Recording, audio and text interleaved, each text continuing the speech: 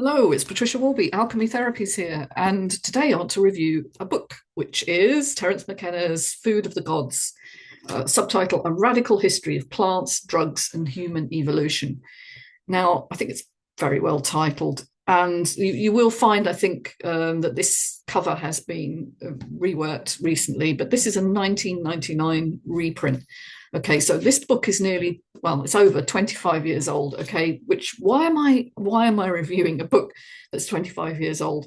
Well, because I think it's a classic of understanding. I think it covers so many different bases. It's looking at the history of evolution of mankind. It's looking at social history. It's looking at drug use, our symbiotic relationship with plants, and he ends with some of the temptations really of the modern era and how even television, as he calls it, which we would now call screen use, has become an addiction of one kind or another, which replaces true meaning, finding meaning in the world as it exists, the awe and the wonder of the natural world in which we are embedded and are part of. Has been replaced by this sort of pseudo arena of complacent addiction to downloaded content or narcotics of various kinds or another. Now, why I think this book is so important, apart from its range, is how beautifully written it is. And I'm going to read a few passages. I can quote small amounts from this book without getting into trouble. So, the recognition that language is not merely a device for communicating ideas about the world, but rather a tool for bringing the world into existence in the first place. Reality is not simply experienced or reflected in language, but instead is actually produced by language. Now, in many ways, this concurs with what Ian McGilchrist, author of The Master and His Emissary, and more recently, The Matter with Things, is saying about the way the human brain works and how language and meaning are kind of an interplay between the left and the right hemispheres. And the fact that our dominator culture, that's a direct quote from Terence McKenna, the dominator patriarchal culture, which we currently see all over the world, is obsessed with obliterating anything that involves imagination, metaphor, meaning other than what it prescribes. In other words, it's very left hemispherical in its origin. It's very grasping. It's very about narrowing down, okay, to a set of very rigid rules. Whereas I guess you would say the right, and some would also say the more feminine aspects, and I'm not talking gender here, we're talking the kind of yin yang, masculine, feminine energies, is much more cooperative, it's much more collaborative, and it's much more about sharing experience. And that's the one that's been, I think, gradually debased over the time from, say, when the ancients were exploring their world and using, he believes, psychedelics to enhance their language capacity, to enhance their sense of cohesiveness as communities. And it's certainly something that has been lost in modern culture. And if we see the rise in mental health, imbalances, mental health disasters, I would say now we're seeing, because there's so little cohesiveness, there's so little meaning. Particularly, I'm seeing a huge rise in young people going through really, really difficult struggles internally with what they're here for. The threat of AI means for many, many young people at the moment, what jobs they do have, the job security they do have, which is minimal anyway, will largely be replaced. What are we to replace with this? This is the essential question. And how can hallucinogens, or entheogens as they're sometimes called, plant medicines, which give us a different perspective on reality and altered state of consciousness, how much can those help not only alleviate mental health issues, which there's a lot of research currently devoted to that, showing that they're very profound in that respect, but not only that, the broader, the more right hemisphere understanding, which is how can they change our relationships to ourselves and our world? Not just fixing the problem, but enhancing our sense of connectedness and purpose. And I think looking at the history is so vital here, because people who don't look at what's gone before, don't understand the context of what's happening now. And so this book does go into a lot of detail about the history. It covers the early uses of plants, particularly magic mushrooms or psilocybin, as a way of building this community of meaning in tribal cultures. And indeed, in giving us perhaps profound insights to help drive technological development, the use of tools, he believes was very insightfully produced by this interaction between man and plant medicines. He spends about a third of the book talking about all the different plants that have been used in this way, and going into great detail about some of the discrepancies in description between different cultures, because obviously in different cultures, a lot of the same plants had different names, different cultural uses, and so on. And that in some ways is, I got a bit bogged down with all of that. It's not really until perhaps a third of the way in he starts to build his basic thesis, which is that all the drugs of choice are that have an effect. Even if we look at coffee, tea, opium, he goes into a great deal of detail about the Opium Wars and how it was used by the British to subjugate the Chinese, for instance, and the Boston Tea Party, how the British, again, sorry, Brits, I'm a Brit, used, the tea tax, and how the Americans, the early settlers, fought against that. We have to look at the cultural implications of how different plants are used and abused, because they eventually all, it seems, become abused by a culture that has no relationship to the plant that they're partaking of. And this has been accelerated in recent years by the development of pharmacology, of chemical construction of the essential ingredients, and refinement, which takes away all the magic. It takes away all the plant interactions and makes it about one product and how it interacts in our brains. And indeed, pharmacology is based on that. A lot of the drugs used for depression and anxiety are targeting specific pathways in the brain, which a lot of the early plant chemicals did the same thing. So the tryptamines are a class of chemical that, particularly psilocybin is one of them, interact with the same receptors in our brain that modern antidepressants use, the serotonin pathways, or 5-HTP. So there's a long history of kind of the use and abuse of different plant compounds, but they tend to get worse when man intervenes and refines the product. So if we look at heroin, for instance, a refined product of morphine, or we look at spirits, which are a refined product of naturally produced, fermentation of alcohol. There are many examples here. Obviously, crack cocaine from the coca plant. There's so many experienced ways in which people have refined the product only to find that they take away the essential nature, and it becomes easy to abuse because it becomes too overwhelming for the individual person and they get addicted.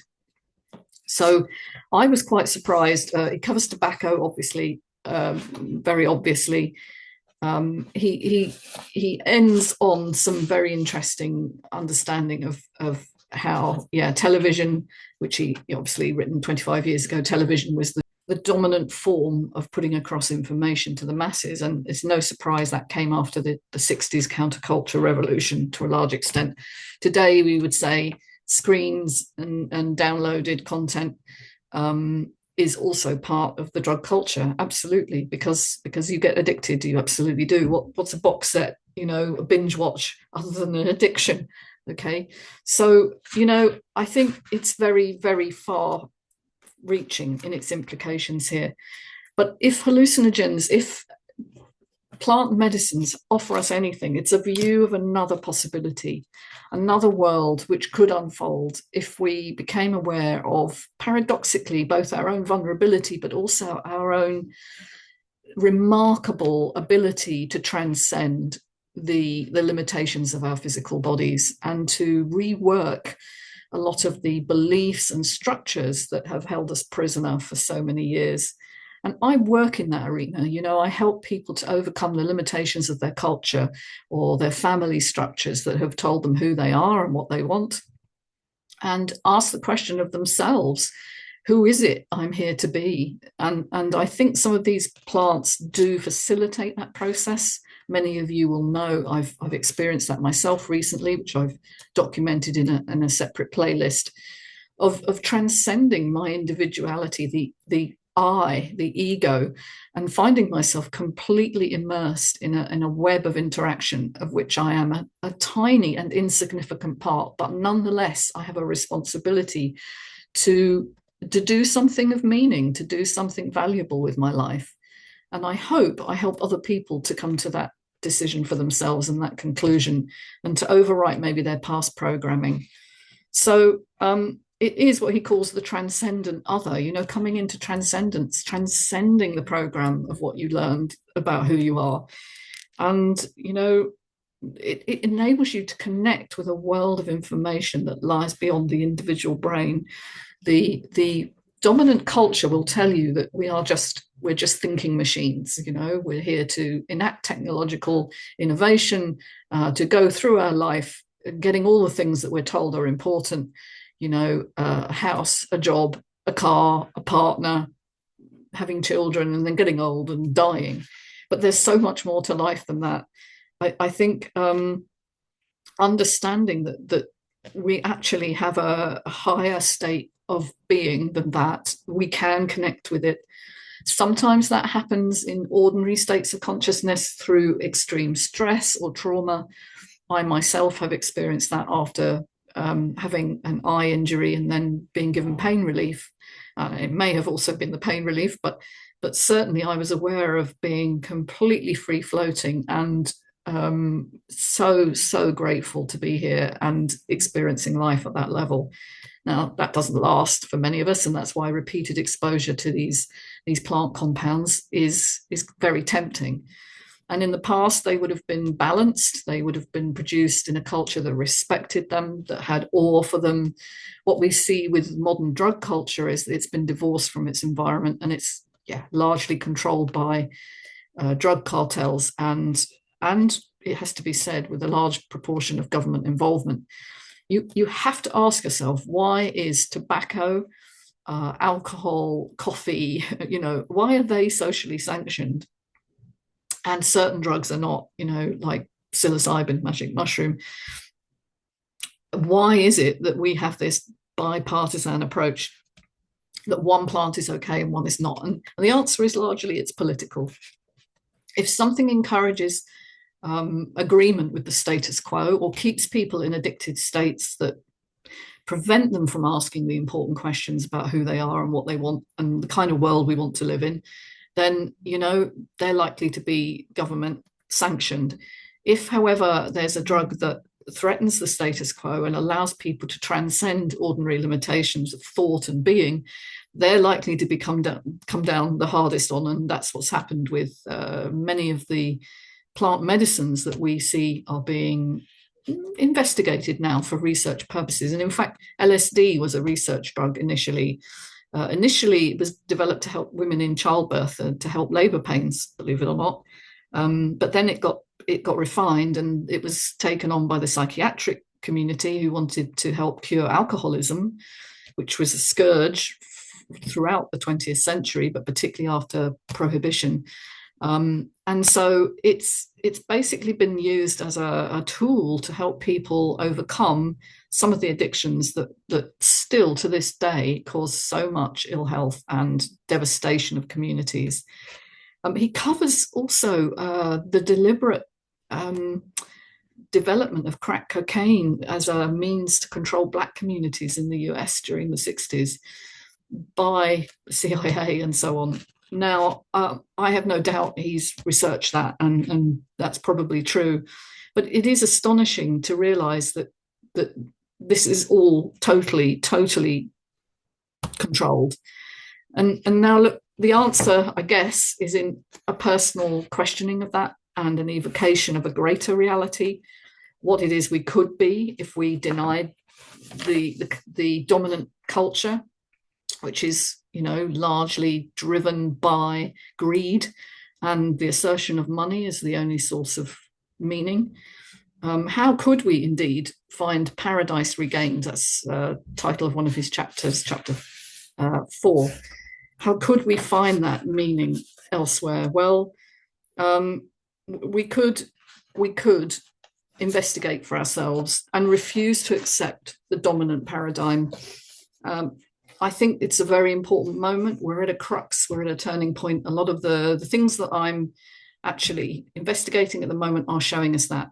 And it's not just scientists who are convening this, it's philosophers, it's even psychics are telling us we're at a very crucial turning point at the moment in our culture, where we have the opportunity perhaps to change our relationship with each other and with Mother Earth. Now, if some of this sounds a bit esoteric, I apologize, but it is where we are. We are facing mass extinction, not just other animals, but ourselves, because we refuse to believe we're part of nature and we can't exist without her. And so I think these questions have to be asked. And I do believe Food of the Gods is an important contributor to that dialogue. And it's certainly made me think very cleverly about my relationship with plants and how I've kind of assumed they're just products that we eat and not really understood how they provide a cultural context as well. So I highly recommend this book. I really do. It does take a while to read. It is quite dense. It's very, very well researched. But to understand it, I think, is vital. And I would recommend it for you. I have no vested interest in whether you purchase or not. I don't have affiliate links on this. If you've enjoyed any of this content, please like and subscribe, because that really helps my channel. And also, if you want to find me for one-to-one work or find out a little bit more about my books and courses, then contact me on alchemytherapies.co.uk. Thank you so much for listening. Take care. Bye for now.